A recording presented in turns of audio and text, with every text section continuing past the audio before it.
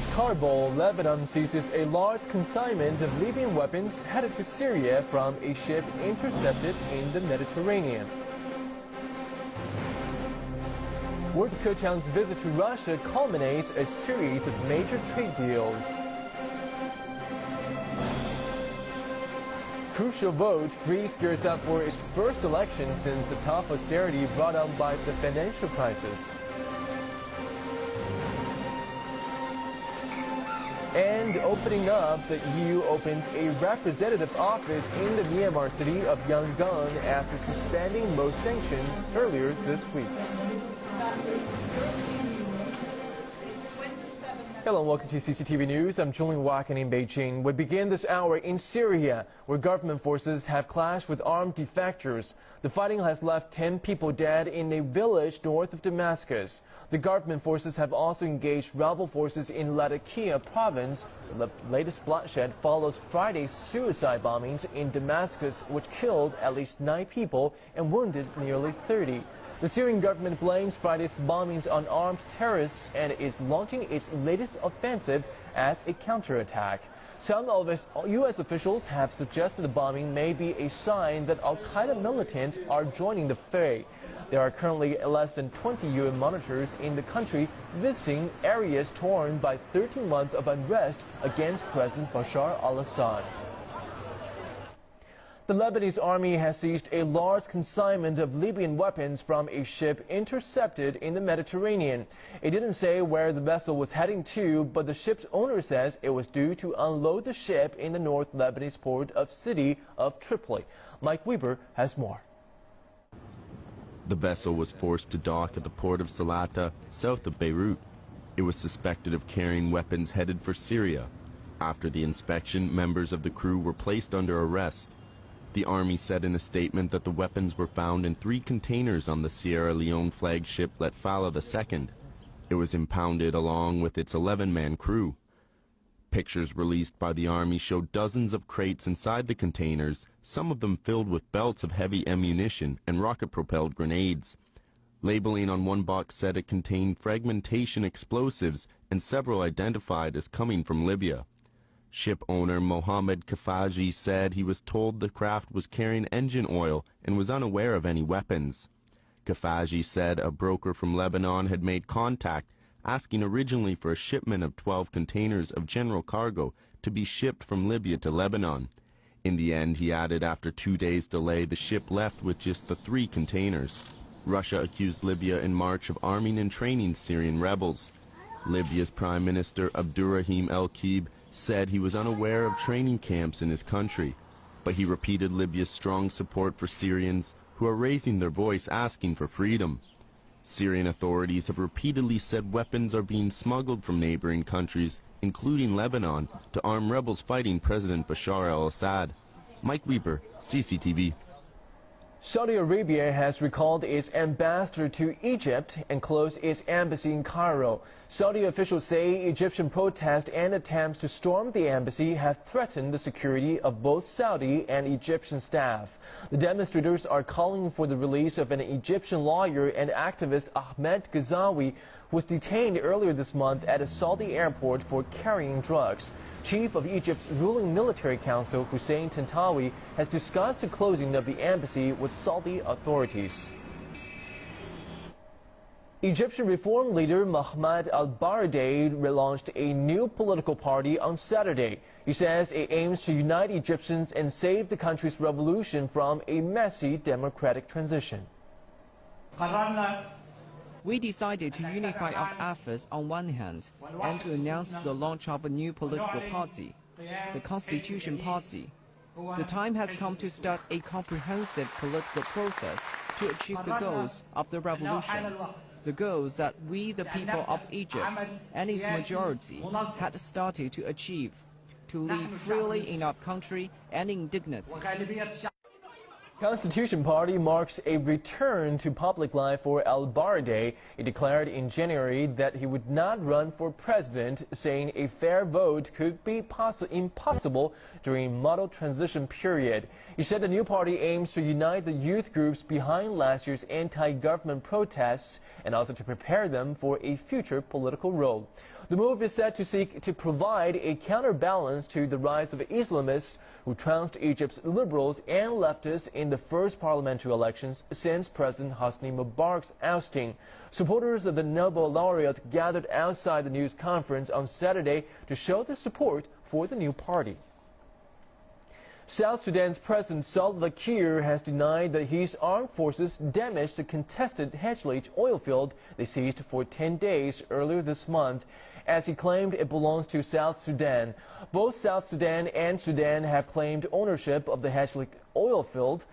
Kiir says South Sudanese forces withdrew from Hejlich only to avoid being diplomatically isolated. South Sudan's seizure of Hejlich was sharply criticized by the UN. Meanwhile, Sudan says its force ejected the South's troops from the area. Satellite images have shown serious damage to some of the infrastructure. Each side has accused the other of damaging the facilities at Hejlich. The simmering conflict between Sudan and South Sudan has yet to escalate into a full-scale war, but it is threatening to throw the country into a humanitarian crisis. In South Sudan, a major oil shortage looms as most gas stations remain closed due to the volatile security situation. In Juba, South Sudan's capital, petrol stations are jam-packed with long queues of vehicles stretching almost 20 meters. Susan Mwankli reports. A long queue of vehicles. Many here are hoping that they will get fuel, which has been in short supply for the last 1 week. Since the border conflict began, oil companies have remained closed for fear of attacks. Now only 2 petrol stations are operational. Here, the most serious issue is not so much the price, but the quantity. The pump stations can only supply 2,000 liters daily, far too little than the daily demand. Yesterday I came here also at around 3. I came to queue for petrol from 3 a.m. and haven't gotten it. Today, I don't know whether I can get it or not since there are many. But it's not just fuel that is in short supply. Juba has been plunged into total darkness for the last 1 week. Many residential houses have no electricity. The only alternative they have is the use of a generator. But even that is proving to be difficult as there is no fuel to run it.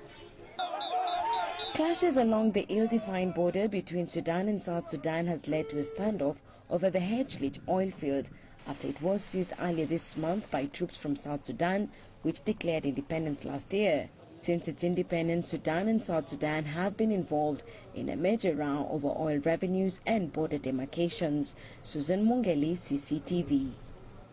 Ukrainian President Viktor Yanukovych has visited victims of a multiple bombing attack in the eastern city of Dnipropetrovsk. The attack a day earlier left at least 30 people injured. About 20 people remained hospitalized. President Yanukovych said in the hospital that intensive work is being done by all forces, including those from neighboring countries, to find the perpetrators. He added that investigators have offered a $250,000 reward for information to solve the case. Many Ukrainian officials have called the blast terrorist attacks, but the opposition claimed they could be part of a government plot to divert attention from the imprisonment of opposition leader Yulia Tymoshenko. Ukraine security forces have held an anti-terror drill in the capital Kiev ahead of the upcoming Euro 2012 soccer championship. The move comes after Friday's bomb blast in Dnipropetrovsk. The local security chief says the blasts have no impact on security during the Euro championship. I think security during the Euro 2012 championship will be ensured. We've been training for this for quite a few years already. And I would like to repeat, one should not associate the explosions in Dnipropetrovsk with preparations for the Euro Championships. The emergency exercises included fire, bomb, and terror drills at Kiev's Olympic Stadium. Security forces put out fake fires, carried out mock evacuations, and carted mock victims into ambulances. Ukraine's President Viktor Yanukovych has labeled the 4 bombs that exploded in eastern Ukraine on Friday as an act of terrorism. But the opposition claims it could be part of a government plot to divert attention from the imprisonment of opposition leader Yulia Tymoshenko. Top law enforcement officials are still investigating the blasts. You're watching CCTV News. Coming up in the program. working together, Chinese Vice Premier Li Keqiang visits to Russia culminates a series of major trade deals. And opening up, the EU opens a representative office in the Myanmar city of Yangon after suspending most sanctions earlier this week. Welcome back. China and Russia have signed 27 trade contracts worth $15 billion in Moscow as part of the two countries' efforts to further expand their trade and economic cooperation. The deals were made at a meeting on China-Russia trade and investment during Chinese Vice Premier Li Keqiang's official visit to Russia. Li and Russian First Deputy Prime Minister Igor Shuvalov witnessed the signing of contracts for transport, energy, communications, high technology, and investment projects. Li called for the two countries to expand pragmatic cooperation in all spheres, including finance, energy, and electronic products. Among the specific projects named, he said Russia and China were considering the joint design of a wide-body, long-distance passenger plane. In return, Shuvalov said that Russia was working to improve its investment climate for trade partners like China. The fourth round of the China-U.S. Strategic and Economic Dialogue will be held in Beijing on May 3rd and 4th. Cui Tiankai, Vice Minister of Foreign Affairs, and Zhu Huangyao, Vice Minister of Finance, highlighted the agenda at a press briefing on Saturday morning. Zhang Nini finds out more. The two-day dialogue will be attended by Chinese Vice Premier Wang Qishan and State Councilor Dai Bingguo. The U.S. side will be presented by Secretary of State Hillary Clinton and Treasury Secretary Timothy Geithner. The dialogue is expected to cover an array of contentious issues between the two major powers and large trade partners. The tension over the South China Sea will figure prominently in the agenda. Cui Tiankai, Vice Minister of Foreign Affairs, said China's position over recent disputes remains unbudged. We seek to solve confrontation through diplomatic means, and this has been our long-standing position. I have noticed that the U.S. has on several occasions made clear that they take no sides over maritime sovereignty in the South China Sea. I hope the U.S. side will keep their word. The RMB exchange rate is likely to take a backseat in the discussion. IPR protection, however, is likely to come to the fore. China has stepped up efforts in IPR protection in recent years. In his recent speech at the Commonwealth Club in San Francisco, Geithner also mentioned China's commitment over IPR protection and law enforcement. We will continue our communication over this issue in the future. The upcoming talks will also see the resumption of the China-U.S. bilateral investment treaty, which has come to its seventh round of negotiation. Vice Minister of Finance Zhu Guangyao also hoped that the dialogue could further open the door for direct investments by China in the U.S. The third round of the Sino-U.S. consultations on people-to-people exchanges will also be held simultaneously in Beijing. The upcoming Sino-U.S. Strategic and Economic Dialogue is attracting wide attention in a year when both countries are facing a change of leadership. Experts say that this round of talks will not only focus on specific issues, it also aims to explore the broad directions of the Sino-U.S. relationship in the coming 5 years. Discussion over future areas for cooperation and the rules is likely to have an impact beyond borders. Zhang Nini, CCTV, Beijing.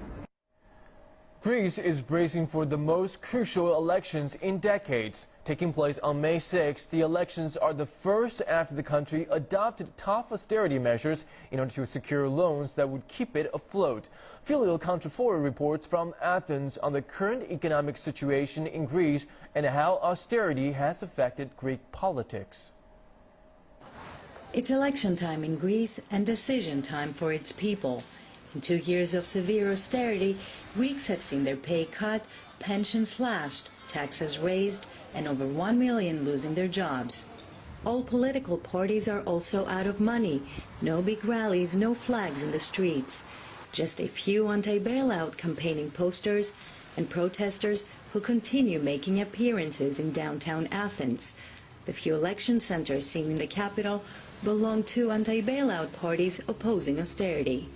Meanwhile, economic prospects for Greece remain grim. Greek banks have been hammered by the recent bond swap. Recession is deepening, and the first signs of growth won't appear before the end of 2013. Greece is now being caught in a deadly spiral of austerity and recession, which makes the object of a surplus in the budget